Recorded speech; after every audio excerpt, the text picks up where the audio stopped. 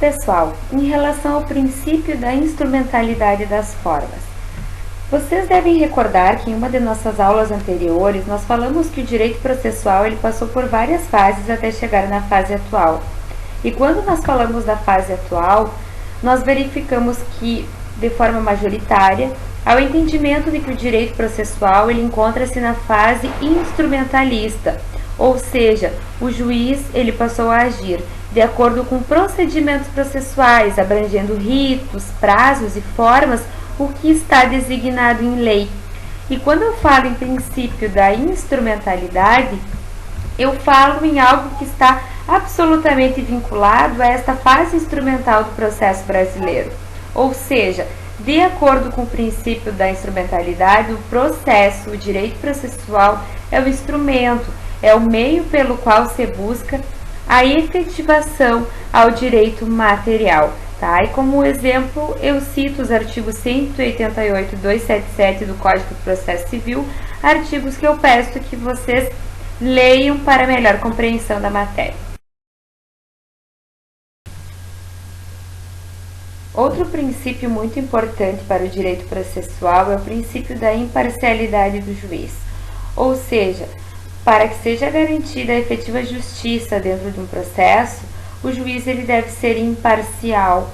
É um pressuposto de jurisdição e isso é uma garantia às partes, para que elas possam ter um justo julgamento, uma justa decisão de uma sentença, enfim, de um processo judicial. Nos casos em que o juiz ele é parcial, nós temos situações de suspeições e impedimentos, e eu trouxe para vocês alguns artigos do Código de Processo Civil e do Código de Processo Penal que remetem a essas situações. Nestes casos, quando o juiz, por exemplo, for amigo de um advogado, amigo da parte, ou ele tiver conhecimento da causa que está se debatendo no processo, ele vai declarar a sua suspeição ou seu impedimento para atuar naquele processo específico. Também, se o juiz não declarar e a parte, por sua vez, achar que ele não está agindo de forma imparcial, ela pode invocar essa situação. Então, vai gerar um incidente de suspeição para verificar se esse juiz é parcial ou não, parcial ou imparcial, ele está apto ou não a atuar em um determinado processo. Então, o princípio da imparcialidade, ele também nos remete a essas situações de suspeição e impedimentos. E outra questão que eu ressalto é que, quando falamos em imparcialidade, nós não podemos nos limitar apenas ao juiz. Nós também temos que ter o promotor atuando dentro de um processo civil de forma imparcial, nós temos que ter a atuação imparcial de servidores da justiça, de auxiliares da justiça, por exemplo, num processo judicial em que há necessidade de realização de uma perícia. Esse perito, ele não pode ter atendido uma das partes, ele não pode ter sido médico de uma das partes, sob pena de ele estar sendo parcial. Então, não somente o juiz, mas os auxiliares da justiça e todas as pessoas envolvidas dentro de um processo, elas têm que observar a existência da imparcialidade, do princípio da imparcialidade no processo. E quando nós falamos em princípio da imparcialidade, outro princípio que está diretamente ligado é o princípio da isonomia. O princípio da isonomia, ele é uma consequência do princípio da imparcialidade do juiz. Isso porque, justamente por agir de forma imparcial, o magistrado ele vai tratar as partes de forma igualitária.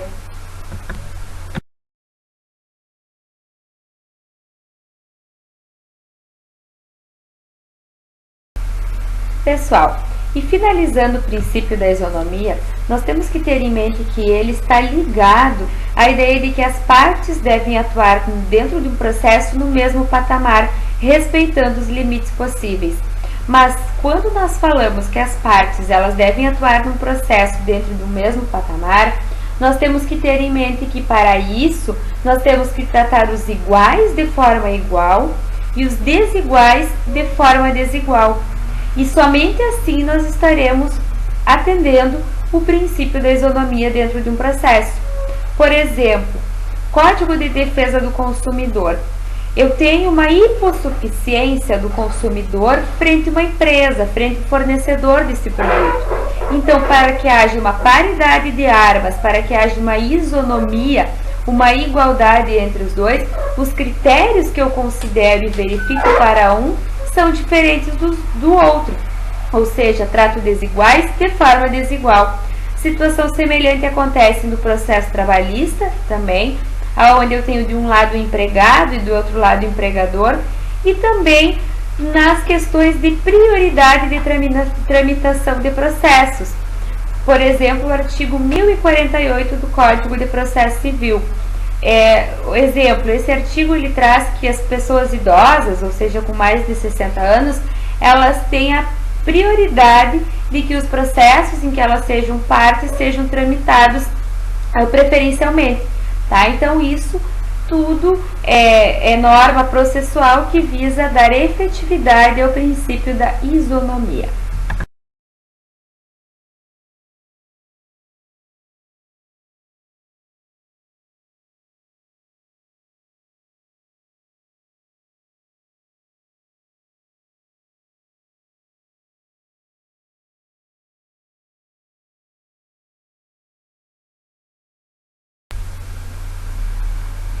Pessoal, o princípio do contraditório e o princípio da ampla defesa.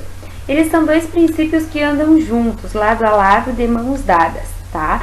Quando nós falamos em princípio do contraditório, nós temos que verificar a presença do binômio informação e reação, como vocês puderam verificar a partir da leitura dos slides anteriores. Ou seja, uma pessoa ela recebe a informação de que está tramitando contra ela um processo judicial, ou enfim, que dentro de um processo judicial houve uma argumentação desfavorável a ela, e mediante a obtenção dessa informação é possibilitado a ela uma reação a essa informação, que ela apresente uma defesa em relação a essa informação que ela obteve. Isto é o princípio do contraditório. E ele gera alguns desdobramentos dentro de um processo judicial. Por exemplo, a apresentação de defesa, de resposta à acusação num processo criminal, a apresentação de contestação num processo civil, ou seja, alguém ingressa com uma ação de cobrança, cobrando outra pessoa, exigindo um valor de outra pessoa, ela entra com a petição inicial e solicita ao juiz que seja chamada essa outra pessoa ao processo. O juiz, por meio de uma citação, ele chama essa outra pessoa ao processo e ela tem a oportunidade de apresentar a contestação, ou seja, é oportunizado a ela uma reação que é a contestação, tá? Outra possibilidade de contraditório é a possibilidade de recorrer de decisões, ou seja, ingressei com uma ação judicial e o juiz negou o meu pedido, eu tenho a possibilidade de exercer o contraditório, de ingressar com um recurso porque eu não concordo com a decisão. Em relação ainda ao princípio do contraditório, o que eu ressalto que vocês tenham em mente é que para que haja uma efetivação do princípio do contraditório, nós temos que considerar a seguinte situação. O princípio do contraditório possibilita que a parte se manifeste no processo e isso seja considerado pelo juiz na decisão proferida. Ou seja, para que seja verificado que foi possibilitado a parte a realização do contraditório, essa manifestação da parte tem que ser considerada pelo juiz quando ele realizou uma decisão. Então, só assim eu vou verificar se foi observado ou não o princípio do contraditório. A parte se manifesta e o juiz observa isso para proferir a decisão dele. Agora eu ressalto para vocês uma situação. O princípio do contraditório ele não é pleno. Tá? Nós temos possibilidade de mitigação do princípio do contraditório, ou seja, existem situações em que a lei autoriza que seja proferida uma decisão sem que a outra parte tenha vista do processo. Exemplo disso mais corriqueiro, Artigo 300 e seguintes do Código do Processo Civil. Deem uma lida na redação deles.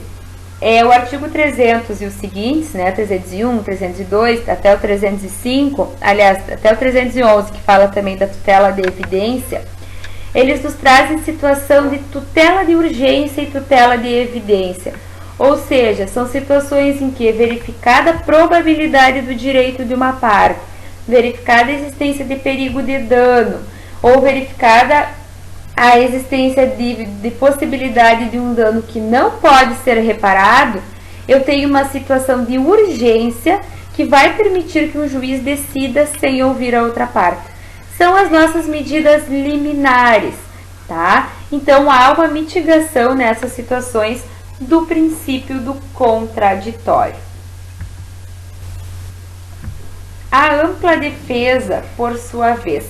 Quando nós falamos em ampla defesa, que está caminhando de mão dada com o princípio do contraditório, nós falamos de todos os procedimentos legais que são colocados à disposição da parte para que ela possa se defender em processo judicial.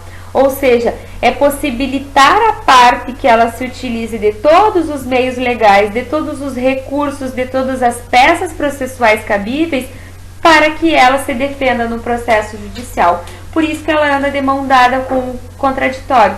Porque a partir do momento que eu recebo uma informação e eu reajo a essa informação, a forma que eu vou reagir é podendo utilizar todos os procedimentos legais que o ordenamento jurídico atual coloca à minha disposição para assim fazer.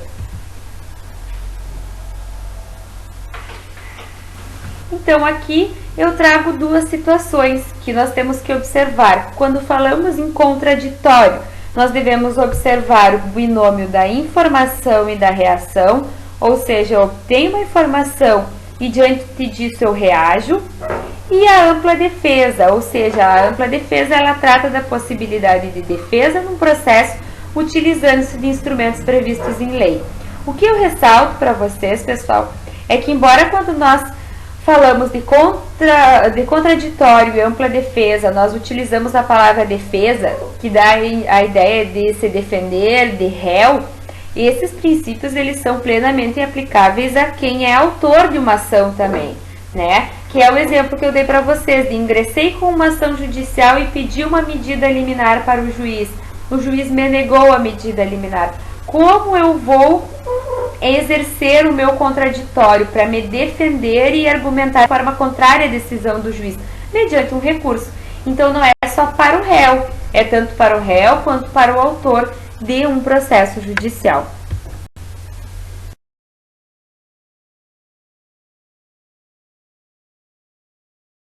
E aqui, por fim, eu lanço um desafio para a próxima aula. Então, uma pesquisa para vocês realizarem para a próxima aula. Eu vou inserir essa pesquisa também na atividade pós-aula do AVA. E nós vamos iniciar a próxima aula debatendo sobre isso. Da mesma forma que na aula anterior, só vamos fazer o debate se vocês apresentarem no sistema AVA uma pesquisa sobre isso. Qual a diferença entre ampla defesa, que nós falamos agora, e plena defesa? E existe diferença entre ampla e plena defesa? Então já fica o desafio lançado para a próxima aula.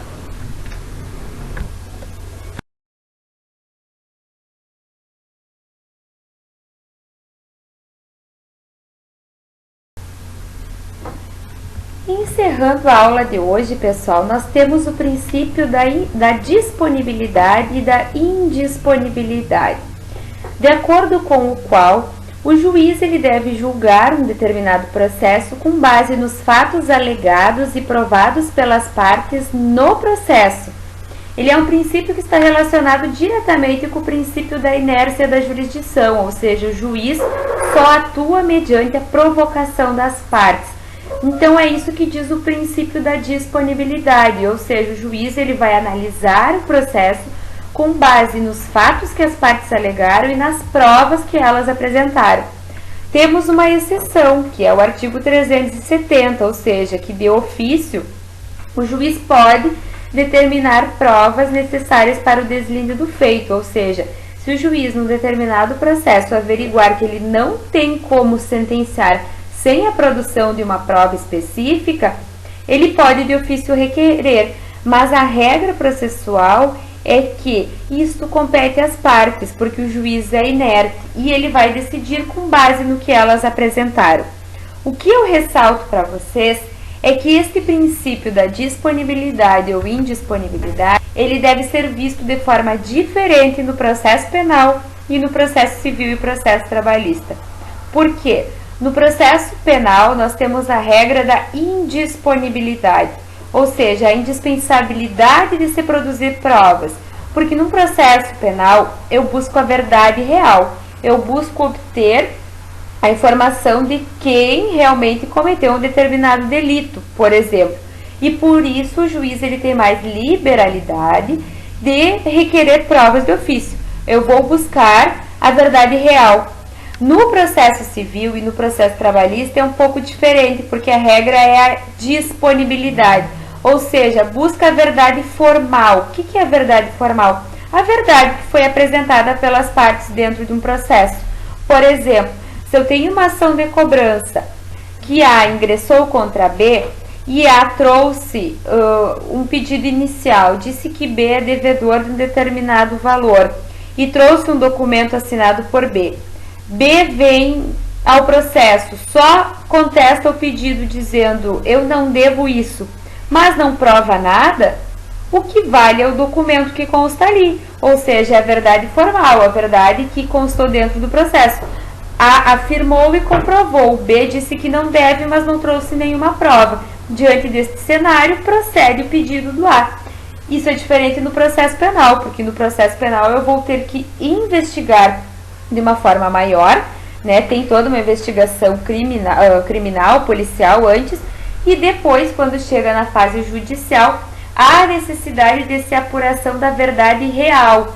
Por isso que no processo penal, se uma pessoa é revel, ele não tem o mesmo efeito que a revelia no processo civil, porque a revelia no processo civil, eu digo que a pessoa tomou ciência, não se defendeu, portanto, o que o autor me disse eu considero verdade, com base no que foi apresentado no processo. Agora, no processo penal isso não acontece, né? Eu não vou julgar um processo penal dizendo que uma determinada pessoa, que o acusado é condenado, simplesmente pelo fato de que ele não se manifestou no processo. A dinâmica é diferente. Então, isso que eu peço que vocês considerem, que no processo penal eu busco a verdade real. No processo civil e no processo trabalhista, eu busco a verdade que foi apresentada dentro do próprio processo. Tá? Pessoal, assim nós vimos então a aula de hoje. Peço que vocês realizem as atividades do AVA, peço que realizem a atividade que eu falei anteriormente para que nós possamos debater na próxima aula, e qualquer dúvida estou à disposição de vocês. Bons estudos e até a próxima!